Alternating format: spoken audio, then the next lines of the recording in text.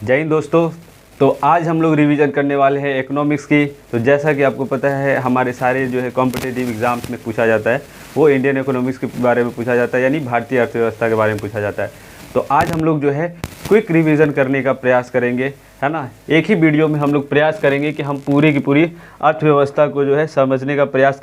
देखिए, अब अर्थव्यवस्था को समझने के लिए सबसे पहले आपको क्रोनोलॉजी समझना होगा कि ठीक है, अगर आप इस क्रोनोलॉजी को समझ लेते हैं तो आधा काम हमारा वही हो जाता है जब इस क्रोनोलॉजी को समझ लेते हैं। ठीक है, अब हम सबसे पहले हम लोग देखेंगे भारतीय अर्थव्यवस्था, राइट। भारतीय अर्थव्यवस्था की संरचना क्या है ना। ये भारतीय जो अर्थव्यवस्था है हमारा, वो किस तरह से जो है संरचना का काम क्या होता है। संरचना का काम होता है कि आपको वो पिलर का काम करता है, जिसमें वो क्या होगा, उस पिलर के अंदर हम लोग सारी संरचनाएं जिस पे वो आधार बनता है ना। तो जो हम भारतीय अर्थव्यवस्था की जब हम बात करते हैं तो उसका आधार क्या है ना, वो किससे बना हुआ है। ठीक है, तो जब हम भारतीय अर्थव्यवस्था की बात करेंगे तो हम सबसे पहले हम लोग जो है उसकी संरचना में हम लोग क्या देखते हैं, इस वर्गीकरण को देखने का काम करते हैं कि जो अर्थव्यवस्था है उसका वर्गीकरण किस प्रकार से किया गया है ना।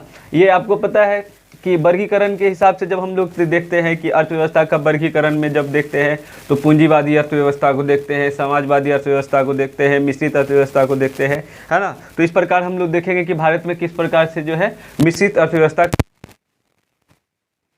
संरचना में हम दूसरी बात ये देखेंगे कि प्रगति क्या होती है ना। अर्थव्यवस्था में जो है प्रगति करने का दो मतलब होता है। एक होता है क्या कि आर्थिक समृद्धि होती है, दूसरा होता है आर्थिक विकास। हम इसके बारे में हम लोग है ना डिटेल से चर्चा करेंगे। पहले हम थोड़ा क्रोनोलॉजी को समझ लेते हैं कि कैसे हम लोग को समझना है। ठीक है, तो अर्थव्यवस्था के पहले वर्गीकरण को देखा, फिर हम लोगों ने प्रगति को देखा। तो प्रगति जो है अर्थव्यवस्था में दो तरह से होती है, एक होती है आर्थिक समृद्धि और दूसरी होती है आर्थिक विकास। ठीक है, तो आर्थिक समृद्धि क्या होता है इसके बारे में हम लोग जानेंगे कि जब हमारे देश के राष्ट्रीय आय में वृद्धि होती है ना, राष्ट्रीय आय में वृद्धि होती है तो वो क्या होता है, आर्थिक समृद्धि का रूप ले लेता है। बट जब हमारे देश के अंदर है ना सामाजिक, राजनीतिक, आर्थिक सारे परिदृश्य से जब हम लोग देखते हैं कि हमारे देशवासियों का जो है प्रति व्यक्ति आय भी हर बार बढ़ रहा है ना। हर चीज़ हर क्षेत्रों में हमारा अगर विकास लगातार होता रहा है, हम उस विकास को क्या बोलते हैं, आर्थिक विकास के श्रेणी में। हम इसके बारे में विशेष चर्चा करेंगे। ठीक है, अब जो भारतीय अर्थव्यवस्था है उसके प्रमुख लक्षण क्या है ना। जैसे हम लोग भारतीय अर्थव्यवस्था में हम लोग देखेंगे, इसके लक्षण के हिसाब से देखेंगे क्या है ना कि भारतीय अर्थव्यवस्था में जो है प्रति व्यक्ति आय निम्न है, यहाँ की साक्षरता दर क्या है ना। ये सारी चीज़ें हम लोग किस में देखते हैं, भारतीय अर्थव्यवस्था के लक्षण में हम लोग देखेंगे। सतत विकास की अवधारणा भी हम लोग किस में देखते हैं, ये अर्थव्यवस्था की संरचनाएं में ही आती है। अर्थव्यवस्था की संरचना में हम लोग सतत विकास की अवधारणा कहने का मतलब है ना, ये सतत विकास होता क्या है, हम लोग इसके बारे में विशेष चर्चा करेंगे।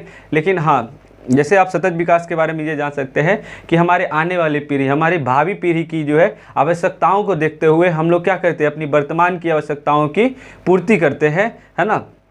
तो ऐसी जो विकास की धारणा को क्या बोलते हैं, सतत विकास की अवधारणा बोलते हैं। ठीक है, चलिए इसके बारे में भी हम लोग विशेष चर्चा करेंगे। जब हम लोग देख लेते हैं कि अर्थव्यवस्था की संरचना को समझने के बाद हम लोग क्या देखेंगे कि इन सारी संरचनाओं से जो विकास हो रहा है या समृद्धि हो रही है उससे क्या हमें प्राप्त होगा। तो हमारे देश को या किसी भी देश को क्या प्राप्त होगा, आय प्राप्त होगी।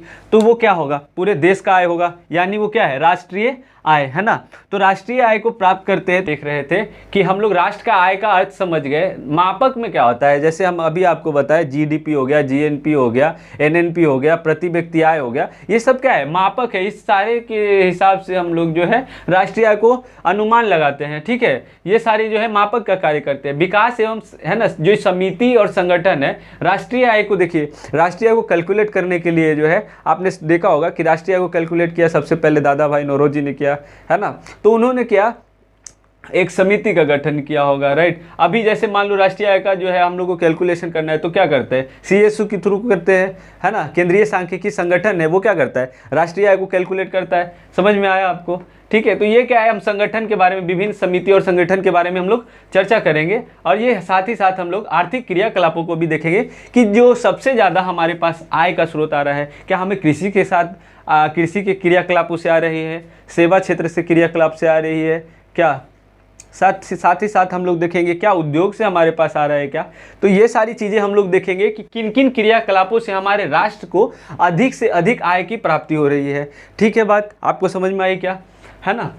अब हम लोग आर्थिक नियोजन तो सबसे पहले हम लोग देखेंगे राष्ट्रीय आय कहने का अर्थ क्या होता है ना। ये हम इस वीडियो में समझने का प्रयास करेंगे कि राष्ट्रीय आय का अर्थ क्या होता है। साथ ही साथ जो राष्ट्रीय आय है उसके मापक क्या है, राष्ट्रीय आय को हम लोग मेजर कैसे करते हैं, है ना। ऐसा हमारे देश के अंदर जो है राष्ट्रीय आय को तो बोल सकते हैं कि हाँ कैलकुलेट करेंगे कि कैसे, तो कैलकुलेट करने का कोई तरीका तो होगा क्या, मेजरमेंट क्या है हमारे जो है, क्या हमारा जो घर है क्या वो राष्ट्र की आय में नहीं आता, क्या हमारा जो घर है हमारी जो आय है क्या वो राष्ट्र की आय में नहीं आता है, जो क्या वो राष्ट्र की संपदा है कि नहीं, है ना। हमारे जो है कैसे मेजरमेंट करते हैं, क्या हम उसको जीडीपी से करते हैं, जीएनपी के थ्रू भी करते हैं, एनएनपी के थ्रू भी करते हैं, इन सारी बातों को हम लोग प्रति व्यक्ति आय के आधार पे करते हैं। तो इन सारे आधार को मान करके हम लोग क्या करते हैं, राष्ट्रीय आय की गणना करते हैं, ठीक है। उसके बाद जब हम लोग राष्ट्र के पास आय आ जाएगा तो वो पैसे का क्या करेगा, तो एक प्लानिंग बनाएगा, राइट। राष्ट्र क्या जो है क्या बनाएगा, एक प्लान बनाएगा और उस प्लान वे में उस पैसे को खर्च करेगा, है ना। ये आपको भी पता है कि जब किसी के पास आय आ जाता है, जैसे आम नागरिकों के माने तो उनके पास जो है मंथ के एंड में जब है उनको आय आती है तो वो क्या करते हैं, हर मंथ का उन्होंने प्लान बना रखा है कि अगर इस महीने मेरे पैसे आएंगे तो हम टीवी ले लेंगे, इस महीने पैसे आएंगे तो हम मोबाइल ले लेंगे। क्या करते हैं, उनकी जो आवश्यकताएं होती है ना, उन आवश्यकताओं के आधार पर वो क्या बनाते हैं, अपने लिए नियोजन बनाते हैं, राइट। प्लान करते हैं ना, नियोजन करते हैं यानी प्लान करते हैं। अब उस प्लान करने का क्या अर्थ है, तो हम लोग अब किसके परिप्रेक्ष्य में देख रहे हैं, पूरे राष्ट्र के परिप्रेक्ष्य में जब हम देखते हैं कि हमारे राष्ट्र में जो है आर्थिक नियोजन का अर्थ क्या है ना। हमारे राष्ट्र में जो है नियोजन कितने प्रकार से की जाती है, साथ ही साथ हम लोग देखेंगे राष्ट्रीय विकास परिषद क्या होता है। जैसे प्लानिंग करने के समय जो है हम थोड़ा सा राष्ट्र विकास, है ना, राष्ट्रीय विकास परिषद पे थोड़ा चर्चा कर सकते हैं कि राष्ट्रीय विकास परिषद क्या होता है। कि जब प्लानिंग होती है ना, है ना, जब राष्ट्र हमारे पैसे को खर्च करने के लिए जब प्लान करता है तो उस प्लान वे में जो है क्या करेंगे, हमारे देश के जो है क्या विभिन्न राज्यों के, है ना, विभिन्न राज्यों के मुख्यमंत्री को भी उसमें शामिल किया जाता है। क्या तमिलनाडु के जो मुख्यमंत्री है उनकी राय लेनी भी ज़रूरी है, और जम्मू कश्मीर के है या फिर कोई गुजरात का है या अरुणाचल प्रदेश का है, तो पूरे, है ना, देश के साथ साथ यूनियन टेरिटरीज़ के भी जो है ना, सारे उपराज्यपाल, ये सारी चीज़ें जो है हम लोग राष्ट्र विकास परिषद के बारे में हम लोग देखेंगे। ये सारे क्या होते हैं, ये राष्ट्र विकास परिषद के सदस्य होते हैं और इसके जो प्रधान होते हैं ना, हेड होते हैं, अध्यक्ष कौन होते हैं, प्रधानमंत्री होते हैं। साथ ही साथ हम लोग देखेंगे कि जो प्रकार होता है, जैसे, है ना, प्लानिंग करने का भी कौन काम करता है, तो योजना आयोग कार्य करता है। योजना आयोग का नाम जो है बदल करके 2015 में क्या रख दिया गया, नीति आयोग का नाम रखा गया उसे, नीति आयोग, जिसके अभी अध्यक्ष कौन होते हैं, प्रधानमंत्री होते हैं, है ना। अभी कौन है, तो है ना, नरेंद्र मोदी जी हैं। अब देखो ये राष्ट्रीय, ये सारे जब प्लान किया जाता है तो उसमें जो है देखा होगा आप लोगों ने, सुना है पंचवर्षीय योजना, तो ये क्या है, एक प्लानिंग का पार्ट है ना। अब ये जो आय है, जो हमारा आय था उसका क्या करेंगे, पंचवर्षीय योजना में जो है उसे खर्च किया गया। तो प्रथम पंचवर्षीय योजना में देखा गया कि हमारे देश को कृषि की आवश्यकता है, तो प्रथम पंचवर्षीय योजना में कृषि पे खर्च करा गया, ठीक है। उसके बाद हम लोग देखेंगे कि दूसरे पंचवर्षीय योजना में हमारे देश को इंडस्ट्री की ज़रूरत थी तो उद्योगों पर खर्चा किया गया, है ना। तीसरी जो अर्थव्यवस्था है उसमें सारी अर्थव्यवस्था को विकास करने का खर्च किया गया, है ना। चौथी पंचवर्षीय योजना में अवकाश था, पांचवी पंचवर्षीय योजना में जो है क्या किया गया। तो हम सारी पंचवर्षीय योजनाओं को डिस्कस करेंगे, है ना, उसकी मुख्य बातों को देखेंगे। देखिए ये जो आर्थिक प्लानिंग करते हैं तो हम किस लिए करते हैं, है ना, हम अपने अर्थ जो आधारभूत संरचना है उसको मजबूत करने का काम करता है। ये जो प्लानिंग करते हैं हम लोग किस पे, अगर हम लोग कृषि पे खर्च किए, इसका मतलब क्या है कि हम लोग कृषि पे खर्च करके हम अपने कृषि को मजबूत बना रहे हैं, कृषि का आधार हम लोग मजबूत बना रहे हैं। अगर मान लीजिए उद्योग पे हम लोग खर्च करें, इसका मतलब उद्योग का जो हम लोग का आधार है उसको मजबूत कर रहे हैं, ठीक है। अब हम लोग देखेंगे कि अर्थव्यवस्था जो आधारभूत संरचना होती है ना, वो क्या होता है, उसको मजबूत करने के लिए जो हमें सबसे पहले चाहिए, देख, भौतिक संरचना, है ना। भौतिक संरचना कहने का मतलब जैसे ऊर्जा संसाधन में मान लो हम विद्युत ऊर्जा की बात करें तो क्या बताइए कि हम बिना विद्युत ऊर्जा के क्या विकास कर पाएंगे क्या। आज भी जो आप अगर हमारा वीडियो देख रहे हैं, है ना, तो वो किसकी है, वो, है ना, बिना इलेक्ट्रिसिटी के क्या उद्योग संभव है क्या, किसी भी प्रकार का जो है उद्योग संभव नहीं है ना, व्यापार संभव, बहुत सारी चीज़ें आप ऊर्जा के बिना संभव नहीं होता। एट द सेम टाइम हम लोग भौतिक संरचना में परिवहन को देखते हैं। परिवहन आज के समय में कितनी मजबूत, है ना, है ना, प्रकर बना रखा है ना। बिना परिवहन का मतलब है, परिवहन का मतलब क्या होता है, एक व्यक्ति वस्तु या कोई भी चीज़ को एक जगह से जब हम दूसरी जगह ले जाते हैं, है ना, वो किसके थ्रू लेके जाते हैं, या तो जल मार्ग के थ्रू ले जाएंगे, या स्थल मार्ग के थ्रू ले जाएंगे, या वायु मार्ग के थ्रू ले जाएंगे।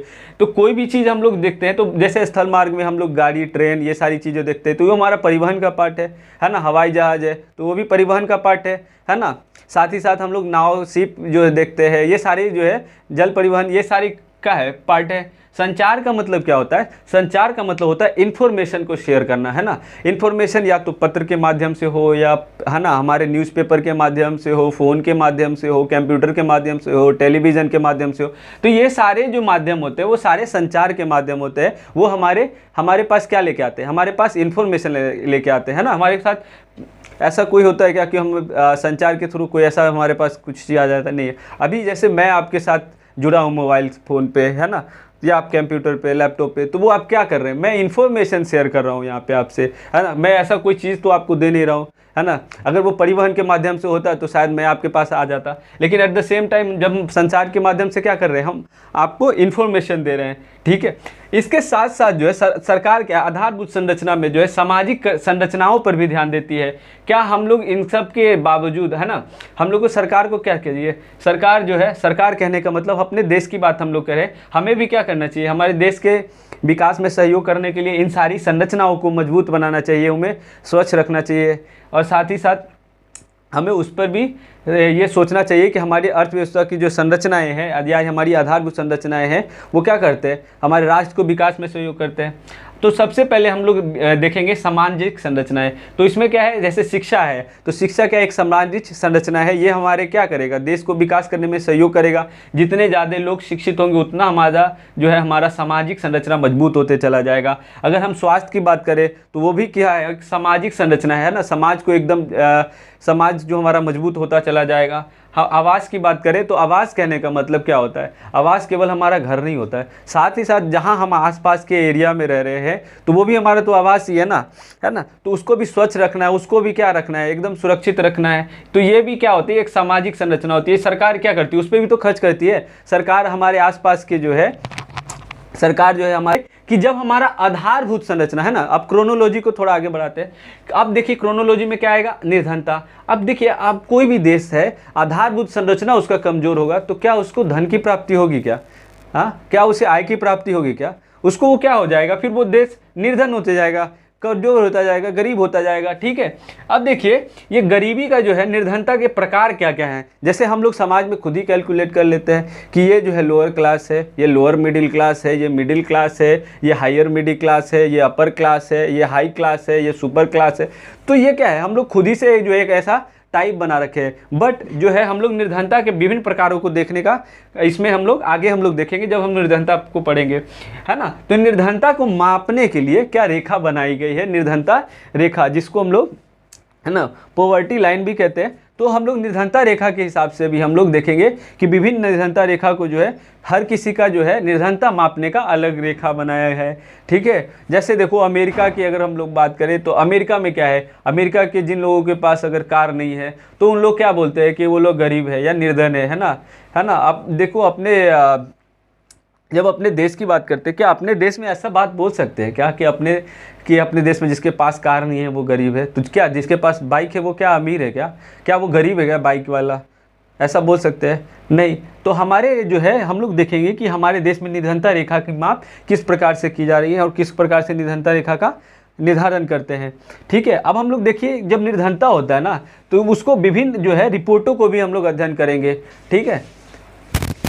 हाँ, तो हम लोग जो है विभिन्न रिपोर्टों को देखेंगे कि जो है अलग अलग संगठनों द्वारा, अलग अलग समितियों द्वारा क्या किया गया है, ये रिपोर्ट बनाया गया है निर्धनता के लिए, ठीक। अब हम लोग देखेंगे, देखिए अगर निर्धनता से भी अधिक कोई चीज़ हो जाती है, जब निर्धनता से भी आगे हम लोग बढ़ेंगे तो हम लोग देखेंगे क्या कि बेरोजगारी आ गई, क्या बेरोजगारी आ गई। निर्धनता में तो क्या हो रहा है कि व्यक्ति कोई कार्य कर रहा है लेकिन उसे जो है इतनी, है ना, इतनी आय की प्राप्ति नहीं हो रही है तो वो उसका कमज़ोर हो रहा है। लेकिन बेरोजगारी में क्या हो रहा है, ऐसे व्यक्ति, है ना, ऐसे जो है 15 से लेके 55 वर्ष के व्यक्ति जो क्या है देश की उत्पादकता में भाग नहीं ले रहे हैं, तो ऐसे व्यक्ति को क्या बोलते हैं, हम लोग बेरोजगार बोलते हैं। ठीक है, तो हम लोग बेरोजगारी के भी विभिन्न प्रकार को देखेंगे। मौसमी बेरोजगारी क्या होती है ना, बहुत सारी बेरोजगारी का हम लोग देखेंगे। ऐच्छिक बेरोजगारी, अनैच्छिक बेरोजगारी, मौसमिक बेरोजगारी, है ना, घर्षणात्मक बेरोजगारी, ये बहुत तरह के बेरोजगारी है। जैसे ऐच्छिक बेरोजगारी का मतलब मार्केट में काम अवेलेबल है, लेकिन हमें क्या है, इच्छा ही नहीं है काम करने की, घर पे बस सोना है, खाना है, बस इतना ही हमारा काम है, इच्छा ही नहीं है। तो क्या देश की उत्पादकता में हमारा कोई सहयोग होगा क्या? हाँ, आप बताओ। अगर हमारा कोई सहयोग नहीं होगा देश की उत्पादकता में, तो हम क्या बेरोजगार कहलाएंगे। एट द सेम टाइम अनैच्छिक बेरोजगारी क्या होती है, हमारे अंदर काम करने का जुनून है ना, हम काम करना चाहते हैं, लेकिन क्या है कि देश में काम ही अवेलेबल नहीं है। जैसे लॉकडाउन के समय कितने सारे स्किलफुल आदमी जो है, शिक्षित वर्ग के व्यक्ति जितने भी थे, है ना, बिजनेसमैन, वो क्या थे, काम करने के लिए उत्सुक थे, लेकिन उस समय क्या ऐसा सिचुएशन आ गया है ना कि उनके पास क्या है, बेरोजगारी का सिचुएशन आ गया, वो कुछ उत्पादकता में सहयोग नहीं कर पा रहे थे, है ना। तो ये किस तरह का सिचुएशन कब आता है, जब आप देखेंगे क्या बेरोजगारी जो आ गई वो क्या हो गया, अनैच्छिक बेरोजगारी हो गई। तो देखेंगे कि जब बेरोजगारी को दूर करने के लिए क्या किया गया है, सरकार भी क्या करती है, रोजगार सृजन के कार्यक्रम चलाती है ना, कि रोजगार ज़्यादा से ज़्यादा कैसे मिल पाए। ठीक है, रोजगार मिलने के लिए सरकार क्या करेगी, रोजगार सृजन का कार्यक्रम चलाएगी, है ना। जैसे अभी आपने देखा होगा कि अभी प्रधानमंत्री स्किल योजनाएं, है ना, स्किल योजना, कंप्यूटर सिखाया जा रहा है, विभिन्न प्रकार की स्किल सिखाई जा रही है ना। तो ये क्या कर रहा है, रोजगार के अवसर निकालने के लिए सरकार प्रयास कर रही है कि कम से कम वो व्यक्ति बेरोजगार तो नहीं होगा। ठीक है, अब हम लोग देखेंगे कि ये देखिए, ये सारे के बाद हम लोग देखेंगे कि सरकार जो है समाज कल्याणकारी योजनाएं बनाती है। क्या करती है, समाज कल्याण के लिए, है ना, समाज को आगे बढ़ाने के लिए सरकार क्या करती है, विभिन्न प्रकार की योजनाएं बनाती है। जैसे देखिए, हम लोग देखेंगे कि वृद्धा के लिए, है ना, वृद्ध लोगों के लिए संबंधित अलग नियम बनाता है सरकार, नीति उनके लिए अलग बनाते हैं। जैसे वृद्धा के लिए वृद्धा पेंशन योजनाएं हैं, विधवा पेंशन योजनाएं हैं, तो ये सब वृद्ध लोगों के लिए बनाया जाता है। एट द सेम टाइम महिलाओं और किशोरियों के लिए क्या बनाया जाता है, अलग से समाजकारी। जैसे देखो, अभी हम लोग बिहार में हैं, तो बिहार के लोगों के सभी को पता है कि सरकार जो है महिलाओं को, है ना, जो क्लास 10th में पढ़ते हैं, 9th में पढ़ती है, तो उनको भी प्रोत्साहन राशि देती है। क्लास 12th अगर आप पास कर लेते हैं तो भी प्रोत्साहन राशि है, ग्रेजुएशन पास कर लेने पर भी प्रोत्साहन राशि देती है। तो क्या कर रही है सरकार, है ना, महिलाओं के लिए, साथ से साथ महिलाओं की बात हम करें तो सरकार भी क्या है, महिलाओं के लिए विभिन्न प्रकार के कार्यक्रम चलाती है। किशोरियों के लिए क्या किया, विभिन्न प्रकार की कार्यक्रम चलाई है ना। तो ये समाजकारी योजनाओं के बारे में हम लोग पढ़ेंगे कि महिलाओं के लिए कौन सी योजना है, वृद्धों के लिए कौन सी योजना है। साथ ही साथ हम लोग देखेंगे क्या, स्वास्थ्य, है ना, स्वास्थ्य संबंधी योजनाएं भी सरकार बनाती है। जैसे आयुष्मान, है ना, आयुष्मान योजना, जिसके अंतर्गत क्या है, सरकार क्या कर रही है, विभिन्न परिवारों को 5 लाख रुपए तक का, है ना, इलाज कराने की जो है सरकार जो है इलाज करवाएगी, है ना। विभिन्न आप किसी भी सरकारी या निजी किसी भी प्रकार के हॉस्पिटल में जाके आप क्या कर सकते हैं, 5 लाख तक का इलाज करवा सकते हैं आयुष्मान। साथ ही साथ इंद्रधनुष में क्या होता है कि जो इंद्रधनुष योजना के तहत जो है बच्चों को टीकाकरण का कार्य कराया जाता है। तो ये हम लोग देखेंगे कि ये जो स्वास्थ्य संबंधी योजनाएं हैं वो किस प्रकार की योजनाएं सरकार चला रही है, विभिन्न योजनाओं में क्या क्या काम हो रहा है, ये भी सारे हम लोग चर्चा करेंगे स्वास्थ्य संबंधी योजनाओं का। साथ ही साथ हम लोग देखेंगे कि शिक्षा संबंधी योजनाएं भी सरकार चलाती है। जैसे अभी स्टूडेंट क्रेडिट कार्ड योजनाएं चलाती है ना, और भी बहुत सारी जो योजनाएं हैं सरकार क्या करिए, शिक्षा संबंधी ऊपर ये योजनाएं चलाती रहती है। देखिए, एट द सेम टाइम हम जब बात करें कि सरकार क्या कर रही है, शहरों में लोग जो रहते हैं उसके लिए शहरी योजना बनाती है, शहर के लोगों के हिसाब से योजना बनाती है। But at the same time जब हम ग्रामीण योजनाओं की बात करते हैं तो गांव के जो लोग हैं, गांव का जो परिवेश है उसके हिसाब से भी तो सरकार योजना बनाएगी, वहाँ के समाज के कल्याण की भी तो योजना बनाएगी। तो उसको ग्रामीण योजना बोलते हैं, जो शहर के लिए बनाया जाए उसे शहरी योजना बोलते हैं। ठीक है, अब देखिए, इन योजनाओं के साथ साथ सरकार क्या करती है, समावेशी योजना भी करती है कि सभी वर्गों का विकास हो, समावेशी विकास उसे बोलते हैं। ठीक है, अब देखिए, ये योजना है ना, क्या है, सरकार जो है केंद्र सरकार के थ्रू बनता है। दूसरा हम लोग देखेंगे कि राज्य सरकार भी तो कोई कोई योजना बनाती है अपने जो है नागरिकों के लिए, राज्यवासियों के लिए, है ना। विभिन्न राज्यों के द्वारा विभिन्न प्रकार की योजनाएं चलाई गई हैं, तो हम लोग उसके ऊपर भी चर्चा करेंगे। ठीक है, तो चलिए, इसके बाद हम लोग देखेंगे क्या कि मौद्रिक प्रणाली, है ना। अब हम लोग जो है बैंकिंग, मुद्रा और बैंकिंग की तरफ मूव करेंगे। उससे पहले ही आपको ये आधारभूत संरचनाएं है ना। और उसकी क्रोनोलॉजी, भारतीय अर्थव्यवस्था की ये क्या है, क्रोनोलॉजी है। इस प्रकार से हम लोग क्या करते हैं, जब हम किसी भी चीज़ की हम लोग पढ़ाई करें, चाहे आप किसी भी सब्जेक्ट को आप पढ़ाई करते हैं, तो पहले उसके क्रोनोलॉजी को समझे, उसके सिलेबस को समझे, उसकी क्रोनोलॉजी को समझे।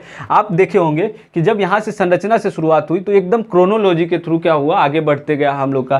पहले क्या आया, संरचना आया, संरचना से हमें आय प्राप्ति हुई, आय प्राप्ति के बाद हम लोगों ने आय का क्या किया, एक प्लान वे में क्या किया, खर्च किया। किस पे खर्च किया, तो हम लोग आधारभूत संरचनाओं पे खर्च करते हैं। अगर हम लोग आधारभूत संरचनाओं पे अगर प्लानिंग वे में खर्च नहीं करेंगे तो हमें क्या हो जाएगी, निर्धनता प्राप्ति हो जाएगी।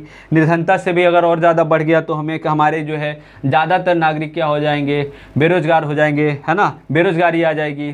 तो बेरोजगारी के साथ साथ जो है बेरोजगारी आएगी तो क्या होगा, ये बहुत ही निम्न स्तर हो जाएगा। फिर क्या करेगी सरकार, विभिन्न प्रकार के समाज के कल्याणकारी योजनाओं का विकास करेगी, उसको विभिन्न योजनाएं बनाएगी समाज के कल्याण के लिए। ठीक है, एक बार फिर से देखें, है ना, 2 बार देखिए, और ये पहले क्रोनोलॉजी को समझिए। ठीक है, हम लोग जो है आगे आने वाले, है ना, आगे आने वाले वीडियोज़ में हम लोग इस पूरे जो है चर्चा को आगे बढ़ाएंगे कि वर्गीकरण को हम लोग लेके चलेंगे, है ना, इस प्रगति को समझने का प्रयास करेंगे, अर्थव्यवस्था के लक्षण को समझने का प्रयास करेंगे, जो भारतीय अर्थव्यवस्था है ना, ये सारी चीज़ों को हम लोग समझने का प्रयास करेंगे। ठीक है, तो मिलते हैं हम लोग अगले वीडियो में, है ना। ठीक है, थैंक यू।